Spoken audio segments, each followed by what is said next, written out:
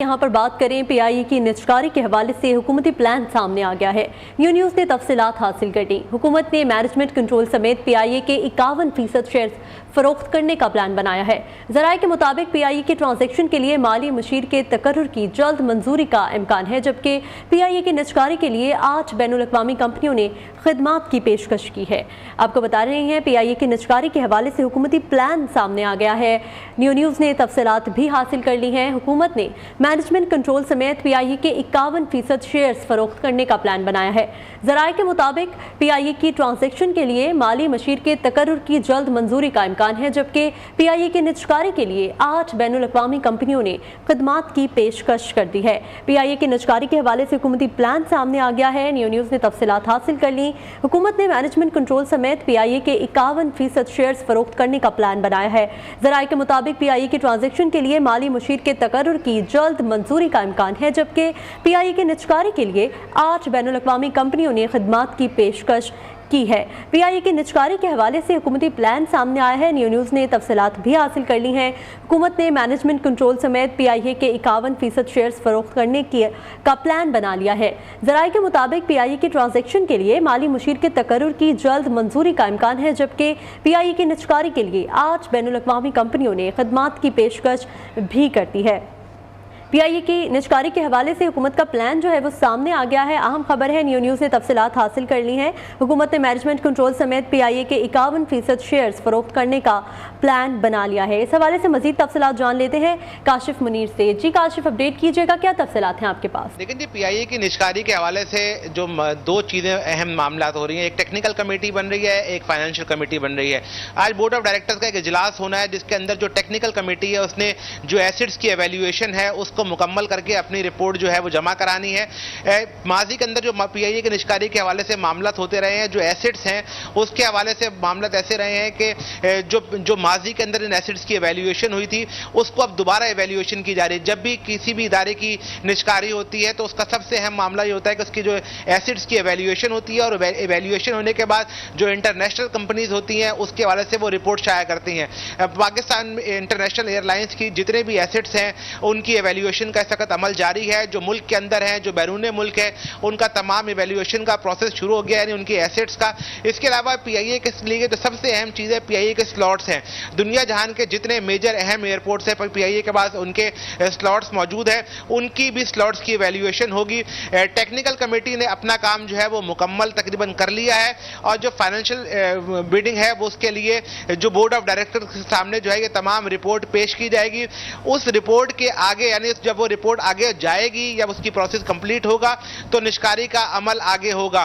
Technical committee अपना काम कर रही है, फाइनेंशियल कमेटी अपना काम कर रही है। इसमें सबसे अहम बात यह है कि दो चीजें हमें देखनी होंगी। जो फाइनेंशियल कमेटी है, जो टेक्निकल कमेटी है, इसको दो हिस्सों में डिवाइड किया जाएगा। यानी कुछ एसेट्स ऐसे हैं जो कंपनी यानी पाकिस्तान इंटरनेशनल PIACL के पास रहेंगे, दूसरा जो है वो दूसरे पूल में चले जाएंगे।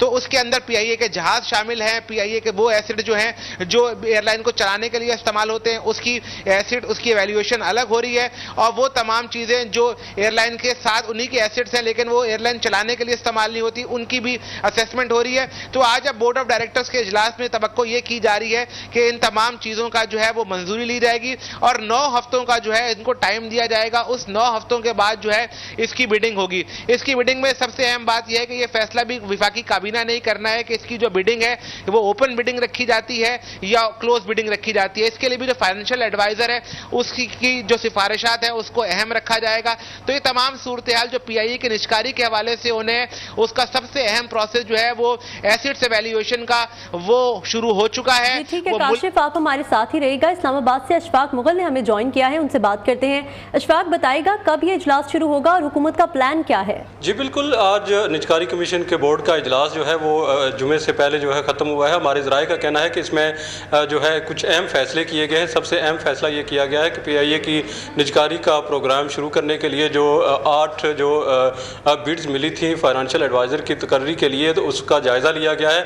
इसमें से जो अहम बात ये थी कि जो 25 जिन फर्म्स को निजकारी कमीशन ने अप्रोच किया था और उनको जो इज़हार दिलचस्पी के जो दरख्वास्तें जमा कराने की जो कहा गया था, उनमें से जो है वो तकरीबन 5 ने जमा कराई है, जबकि 3 जो दीगर फर्म्स ने जमा कराई थी। तो मजमूई तौर पर 8 जो है जो बिड्स आई थी 6 नवंबर तक।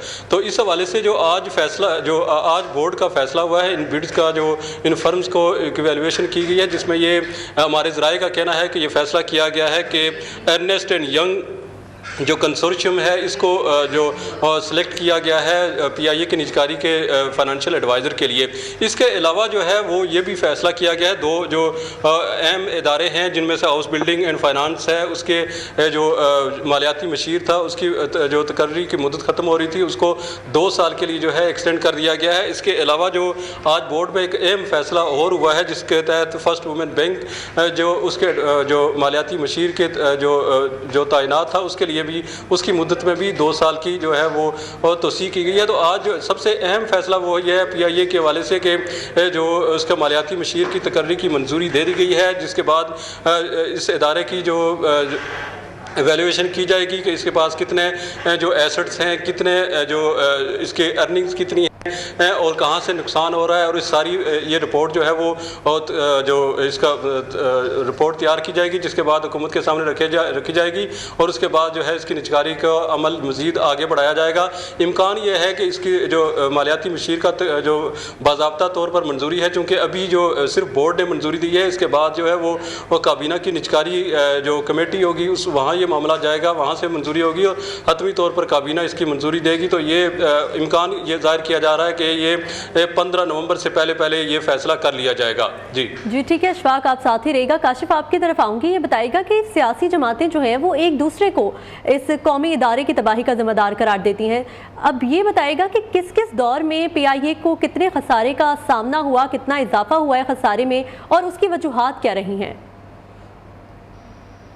देखिए जी, कोई एक सियासी दौर इस पर हम नहीं कह सकते कि पीआईए का खसारा जो है उसमें बड़ा है। गुज़श्ता दौर जो पिछला तहरीक इंसाफ की हुकूमत का दौर था, उसमें खसारे में जो है वो डबल इजाफा इस बात पर हुआ कि हमने देखा कि जब पीआईए के पायलट्स की जो फेक डिग्री का मामला हुआ, उसके बाद पीआईए का जो पाकिस्तान के इंटरनेशनल एयरलाइंस के जितने भी जहाज़ थे जो यूरोप, बरतानिया और जाते थे, ये तमाम जो है वो रूट्स बंद कर दिए गए। तो पीआईए के लॉसेज में इसमें भी इजाफा हुआ।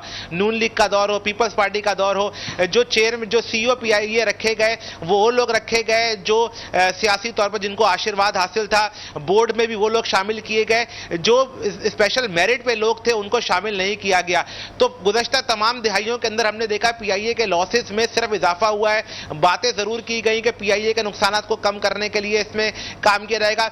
यही पॉलिटिकल दौर में हमने देखा कि उन सेक्टर में भी जहाज चलाए गए जिन सेक्टर में आमदनी ना होने के बराबर थी, उन छोटे सेक्टर्स पर आमदनी ना होने के बराबर रही। इसके अलावा बड़े पैमाने पर जो मुलाजिमीन को रखा गया, जिस वक्त दुनिया जहान में अगर फी जहाज स्टाफ की अगर सूरत देखी जाए तो पीआईए उसमें सरे फहरिस्त आता है। तो ये तमाम वो फैक्टर्स हैं जिसके अंदर तमाम पॉलिटिकल जमातों ने, तमाम सियासी हुकूमतों ने इसमें जो है अपना हिस्सा डाला और तमाम ही सियासी हुकूमतों के अंदर जो पीआईए का लॉसेज है उसमें इजाफा हुआ। हर हुकूमत में लॉसेज में इजाफा हुआ है। आप साथ ही रहेगा काशिफ। हमें ज्वाइन किया है चौधरी मंजूर साहब ने, जो कि पीपल्स पार्टी के रहनुमा हैं। सर, आपकी तरफ आऊँगी, ये बताएगा कि पीआईए के कौमी खजाने पर इस वक्त कौमी खजाने पर मुकम्मल बोझ बन चुका है पीआईए। अब जो भारत है उसने भी एयर इंडिया को निजी शोबे के हवाले किया था, तो फिर पीपल्स पार्टी इस फैसले, इस निजकारी की मुखालफत क्यों कर रही है? देखिए, ये एक फलसफा है निजकारी का जिसपे बेशुमार ममालिक ने, इंग्लैंड से लेकर बहुत सारे ममालिक ने उस पर अमल किया, लेकिन अल्टीमेटली क्या हुआ? वहाँ पे सारी तबाही होगी है, सासे आपने बेच दिए हैं, बाकी चीजें जो है मुँह यूं की तूं पड़ी है। अब मुझे ये बताएं कि यही आर्गुमेंट करते थे कि जनाब सीमेंट लोगों को क्या काम है, रियासत का क्या काम है कि वो सीमेंट की फैक्ट्रियां चलाए? क्या हुआ? कार्टेल बन गया सीमेंट का। लोगों का क्या काम है, हुकूमत का क्या काम है कि वो चलाए, शुगर फैक्ट्री चलाए, वहाँ पे कार्टेल बन गया। फिर लोगों का क्या काम है कि घी मिलें चलाए, फिर वहाँ पे कार्टेल बन गया। अब यहाँ पे भी ये कार्टेलाइजेशन करना चाहते हैं जो निजी एयरलाइंस है उनके साथ मिलकर, इसलिए प्राइवेटाइज कर रहे हैं। अभी आपने सुन रहा था आपके कमेंट में कि उन रूट्स पे भी चलाए गए जिन रूट्स पे आमदनी ना होने के बराबर थी। जी। मेरा ख्याल है ये पहले जो बात कर रहे होते हैं ना, उससे पहले आपको तस्दीक करनी चाहिए कि एक्चुअल इशू क्या है। इशू ये है कि तमाम एयरलाइंस, प्राइवेट एयरलाइंस जिनको लाइसेंस दिए जाते हैं, उनमें भी वो रूट शामिल होते हैं या जुर्माना देना होता है। अब 3 साल पहले जुर्माना तो वेव ऑफ कर दिया गया, पहले ये जुर्माना देते थे, वरना ये फ्लाइट्स करनी गवादर की फ्लाइट, गिलगित की फ्लाइट, ये फ्लाइट्स इन्होंने करनी हर एयरलाइन ने करनी या जुर्माना देना है। और जुर्माना पहले पीआईए को देते थे, चूंकि पीआईए फ्लाइट्स करती थी और उस जुर्माने से ठीक हो जाता था। अब किसने पूछा है कि जुर्माना वेव ऑफ कर दिया? किसी ने पूछा है? दूसरी बात यह है कि सिंपल इशू है, कोई इसमें कोई रॉकेट साइंस नहीं है।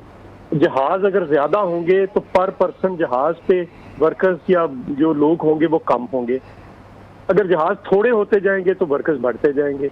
इसमें कौन सी, और पाकिस्तान पीआईए दुनिया की सब वो एयरलाइन है जिसकी जो सैलरी इम्पैक्ट है वो सबसे कम है, 16% है। इसको कोई देखने के लिए तैयार नहीं है।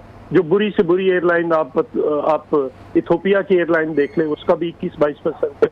तो ये इशू नहीं है, यहाँ पे ऑफिसर ज्यादा है, वर्कर्स कम है।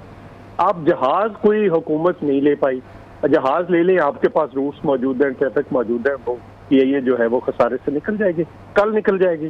किसने अच्छा कहा? सर, ये बताइएगा कि आप जो है वो वजीर निजकारी फवाद हसन फवाद के इस्तीफे का भी मुतालबा कर रहे हैं, तो उनका ये कहना है कि तमाम सियासी जमातों का कोई इत्तेफाकी राय होना जरूरी नहीं है इस निजकारी के ऊपर, तो उसके ऊपर क्या कहेंगे आप?